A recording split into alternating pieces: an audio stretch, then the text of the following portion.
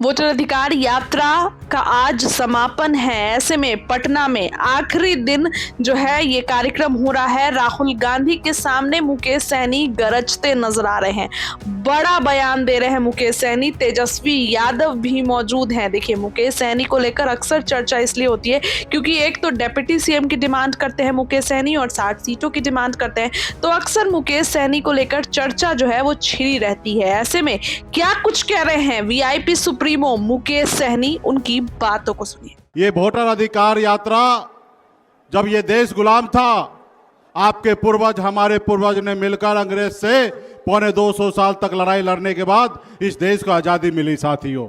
और आज़ादी के बाद बाबा साहब भीमराव अम्बेडकर ने हमें एक संविधान बना के दिए और इस संविधान से देश को चलना था। और इस संविधान में सबसे ज्यादा ताकत जो है जनता को दिया गया, जनता को मालिक बनाया गया साथियों, क्योंकि आपके पास वोट का अधिकार दिया गया। चाहे वो अमीर आदमी हो या गरीब आदमी हो, सबके पास एक ही वोट का समान है, एक ही ताकत है साथियों। और आपके वोट से समय समय पर इस देश में, राज्य में सरकार बनते रहा और हमेशा नेता को हमेशा डर होता है कि 5 साल जनता के लिए अच्छा काम करे, नहीं तो जनता हमें बदल देगी। और भला बुरा अभी तक इसी सिलसिला चलते रहा। और आपने सुना होगा 2014 में मोदी जी आए और आपको से वादा किया कि आपको अच्छे दिन लाएंगे। उन्होंने आपसे वादा किया 2 करोड़ युवा को हर साल नौकरी देंगे। उन्होंने वादा किया कि विदेश से काला धन लाएंगे और सबके खाता में 15-15 लाख रुपया देंगे। लेकिन साथियों, वो कैसे लाएंगे?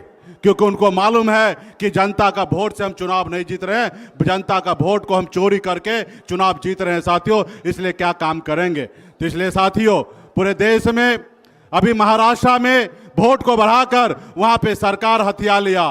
बिहार में चाह रहे हैं कि वोट को कम करके यहां पे सरकार बना लेंगे। ये लोकतंत्र में ये विधायक को खरीदते हैं, ये सांसद को खरीदते हैं साथियों। ये पहले तो जनता का वोट खरीदते थे। जब जनता बाबा साहब भीमराव अम्बेडकर के संविधान को लेकर जब जागरूक हुआ, तभी ये लोग ऑपरेशन लोटस करते हैं। इन्होंने विधायक और सांसद खरीदने का काम कर रहे हैं साथियों। ऐसे सरकार को, ऐसे लोगों को उखाड़ फेंकना है साथियों।